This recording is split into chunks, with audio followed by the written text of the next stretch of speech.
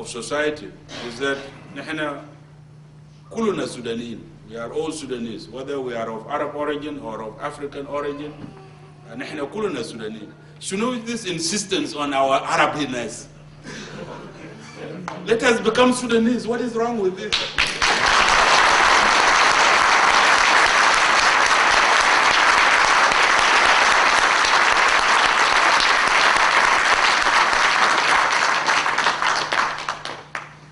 That at all does not mean that we will drop our Arab cultural heritage, because it is a major contribution to Sudanese culture and to the Sudanese identity.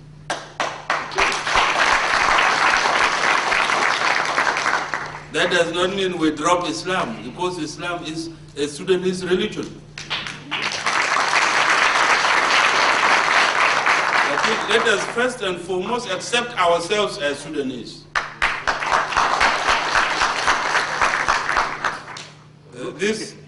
This is what can unite us. Al-Uruba cannot unite us. Africanism that is opposed to Uruba cannot unite us. Islam cannot unite us. Christianity cannot unite us, but Sudanism can unite us, because it is the common cause.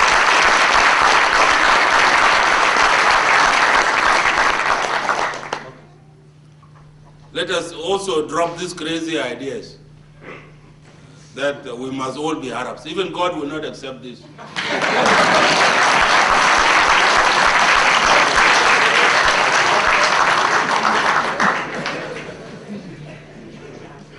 In His infinite wisdom, it is this same God that made the Arabs, that made the Nuba, that made the Fur, that made the Dinka, that made the Nubians, that made the Bija, that made the Shuluk, that made all the 500 different ethnic groups in the Sudan. And who is this to amend God's creation? This person.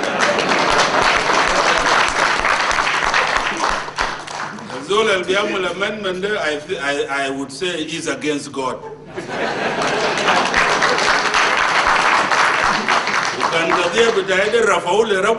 I will win this case.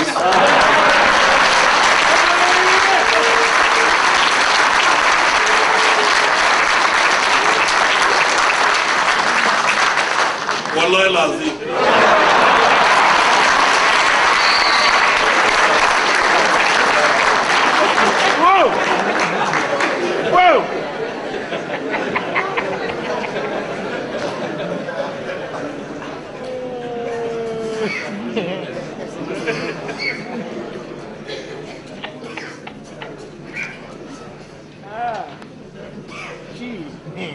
We as Sudanese have a concrete anchor. We have an anchor in history. Is a mind that anchor in history? Then you are a nobody, and whatever you are doing will come to nothing. لكن عندنا حدود حقيقي في تاريخ. We go back a long ways, and sometimes it is necessary to go back in order to go forward. And we need to make this exercise in the Sudan so that we can find our bearings. Because if you don't have a past, then you cannot possibly have a future. But then we do not fall from the sky. We have been here all along. There is also a series of books, The General History of Africa by UNESCO, volumes 1 to 7. And volume 2 covers the Nile Valley and the Horn of Africa. I recommend that you read, you acquire and read this book. It's by UNESCO, and it is authoritative. It has lots of research. I also recommend that you read a lot about ancient Egypt, which is very much interconnected with the Sudan. We have a long history. Peoples and kingdoms have lived, thrived, and disappeared in the geographical area now that constitutes the present Sudan. Yet, and despite all this wealth of historical evidence, the present and previous rulers in Khartoum present a false picture of our country, as if the Sudan started with them, and as if the history and reality of the Sudan consists only of specific parameters, Arabism and Islamism. We are much bigger than that.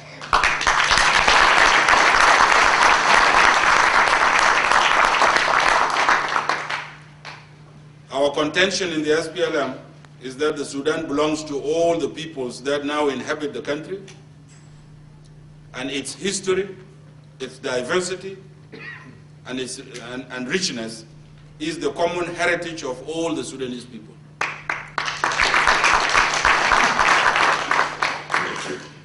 It is important to establish this firm anchor in history and to affirm that the Sudan and we, the Sudanese, are indeed a historical people. And so let no one push you off the rails of history.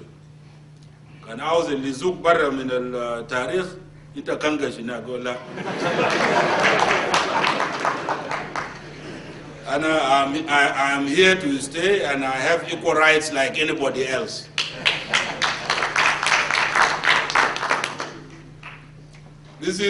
I have called this historical diversity, and it is very rich.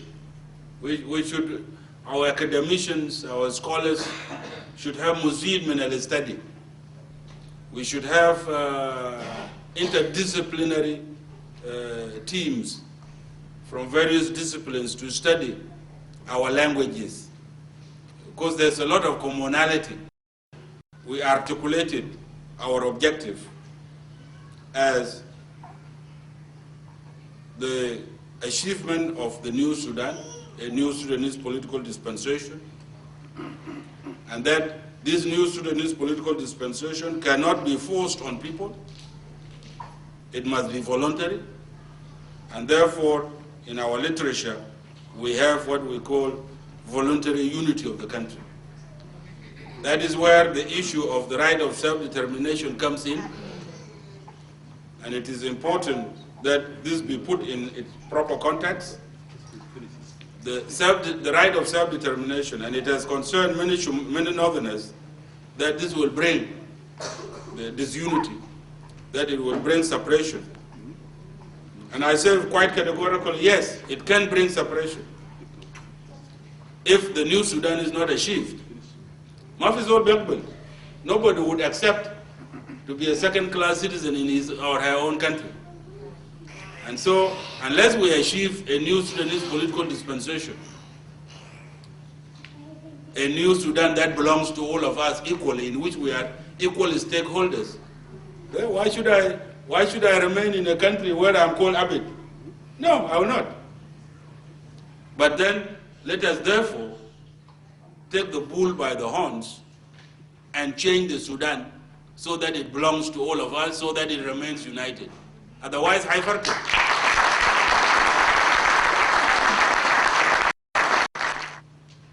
what is it that we have agreed? We have signed 6 agreements: Nachakos, security arrangements, wealth sharing, power sharing, 2 areas between Jubal and Nuba, and Blue Nile, Wabie. These 6 protocol agreements constitute the core peace agreement. And so we can actually say that we have reached a peace agreement. We are left only with 2 issues: a comprehensive ceasefire and implementation modalities, which will be annexes. Now, I'm not going to go into the details of the peace agreement. We don't have the time to do that. And they are also available in the internet. You can visit our website, www.splmtoday.com. They are also available in other Sudanese websites, and many of you have read these documents. I am aware that the new Sudan has been criticized by some people in the past as utopian, that it is wishful thinking. This is because, as we have seen, the new Sudan has several dimensions. It is at the same time a vision which guides us, as well as an objective to be achieved. And also it embodies elements of strategy and tactics. And so for those who see the new Sudan only as a vision, they conclude that it is unrealistic. While for those who see it as an objective, they conclude that it is unachievable. While those who see the new Sudan as a strategy and tactics lose sight of the vision aspects and easily get distracted in the course of the struggle. And sometimes they end up capitulating, overwhelmed by the enormity of the vision and the duration of the struggle. And so some people try to take shortcuts, such as the Khartoum Peace Agreement, the Fashoda Agreement, the Djibouti Peace Agreement. There are no shortcuts and no easy walk to freedom and no easy walk to New Sudan. The only viable political framework, I believe, for the SPLM, for the NDA, and for the National Congress Party even, and for all the political forces in the Sudan, is the vision and program of the new Sudan. All other political programs, whether it is Tawajj al-Hadari of the National Congress Party, or the quasi-liberal democratic regimes of the past, or military dictatorship, can only result in the disintegration of our country. Only al-Sudan al-Jadid, al-Bashmul Nihna Kuluna, will preserve the unity of our country. And this should be taken seriously. Because we have seen what has happened. No regime should be allowed to declare jihad against its own people.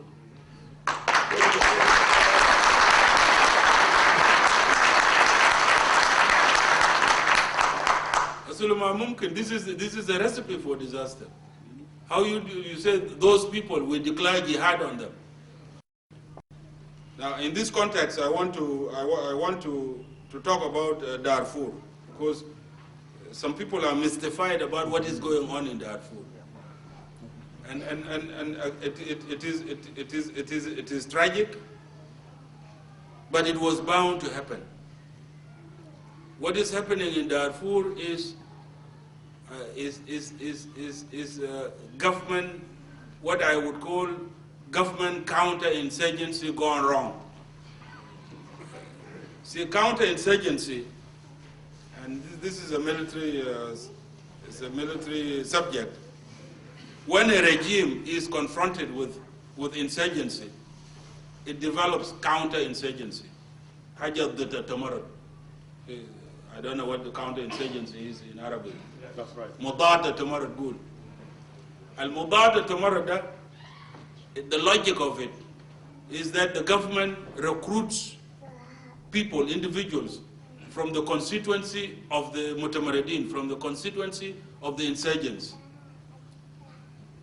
Government trains this and forms them into counterinsurgency units. These counterinsurgency units then fight alongside regular troops to defeat the insurgents. So far, this is legitimate. And you go to any US training school here, you will find FMs, field manuals, on counterinsurgency.